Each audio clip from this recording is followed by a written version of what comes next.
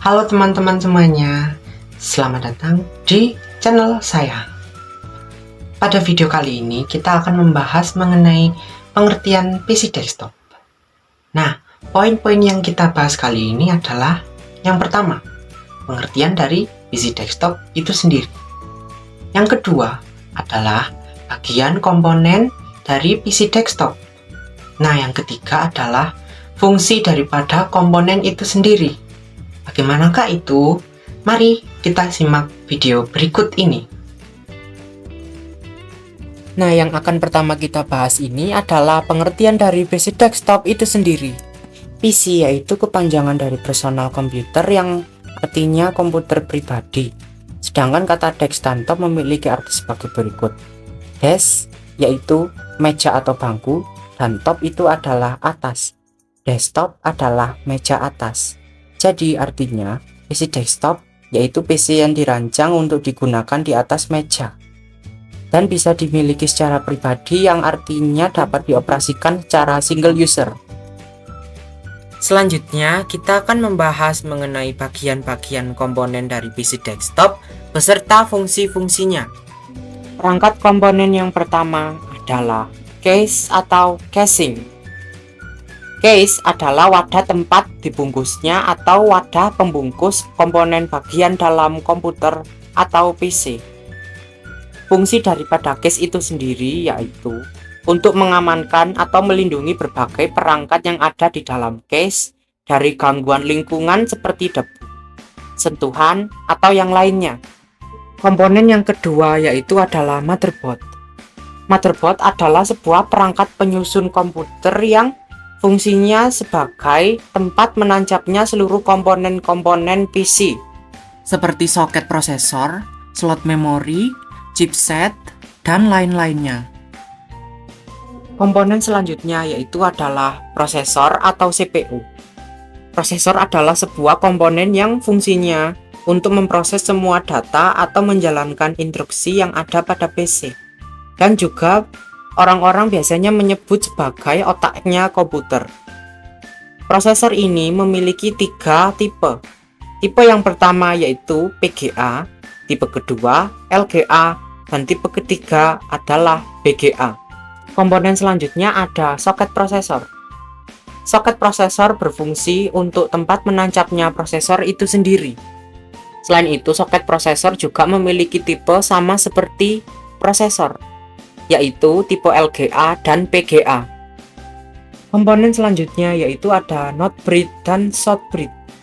Not bridge dan short bridge memiliki fungsi yang sama, tetapi jika not bridge, fungsinya untuk menjembatani arus data dari 3 komponen, yaitu kartu grafis, memori utama, dan prosesor. Sedangkan untuk short bridge yaitu menjembatani arus data dari alat input dan output. Berikutnya ada kartu grafis. Kartu grafis memiliki fungsi yaitu untuk menampilkan sebuah gambar atau informasi ke layar monitor. Komponen selanjutnya yaitu ada memori utama dan slot DIMM. Memori utama yaitu fungsinya untuk menyimpan data secara sementara. Sedangkan slot DIMM memiliki kepanjangan dual inline memory module yang fungsinya untuk menancapkan memori utama itu tadi. Setelah slot DIMM terdapat slot ekspansi. Slot ekspansi berfungsi untuk menancapkan 3 komponen yaitu kartu grafis, kartu audio, dan kartu jaringan. Selanjutnya ada HSF atau heatsink and fan. Fungsi heatsink yaitu untuk menyerap panas yang dikeluarkan oleh prosesor.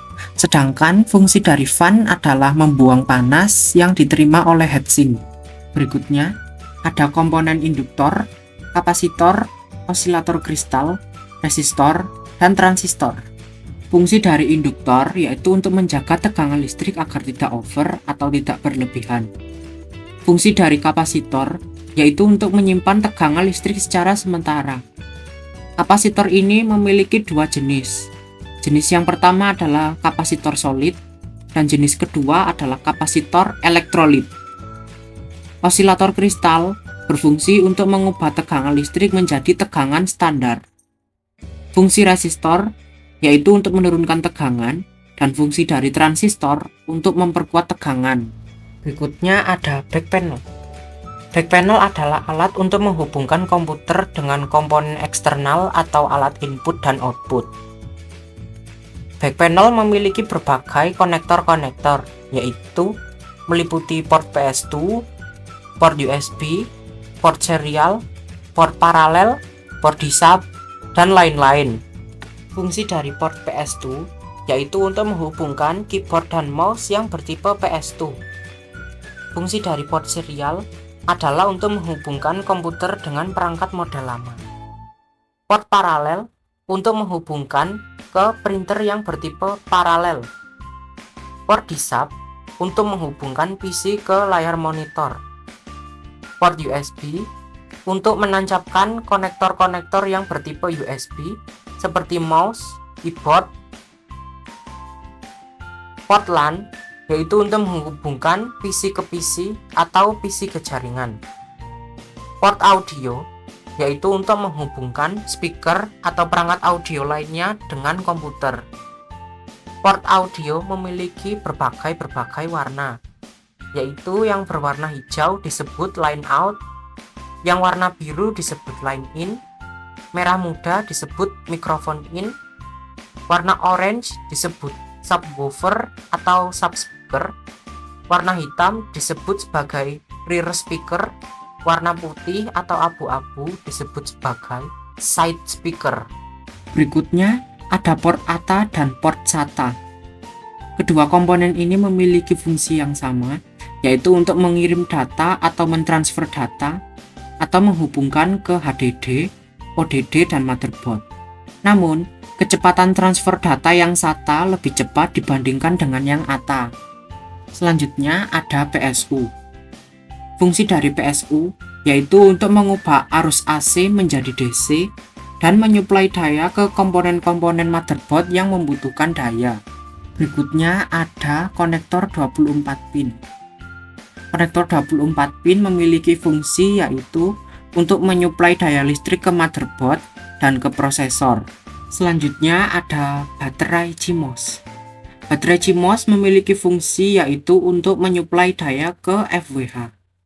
FWH sendiri yaitu adalah firmware hub, yaitu untuk menyimpan settingan BIOS. Selanjutnya ada jumper. Fungsi dari jumper yaitu untuk merestart settingan BIOS. BIOS sendiri yaitu memiliki fungsi untuk mengatur atau menyeting komputer ketika pertama kali dihidupkan. Kemudian ada SIO, yaitu untuk menjembatani alur input-output data dari port PS2, port serial, port paralel, dan FDD. Lanjut ke komponen terakhir yaitu ada ODD, HDD, dan FDD. Fungsi dari ODD yaitu untuk membaca dan memutar CD atau DVD. Fungsi dari HDD yaitu untuk menyimpan data secara permanen. Dan fungsi dari FDD adalah untuk menyimpan data dengan memori terbatas yang hanya mencapai 1,44 megabit saja. Nah, seperti itulah beberapa materi yang sudah saya jelaskan pada video hari ini. Semoga bermanfaat dan sampai jumpa di video selanjutnya.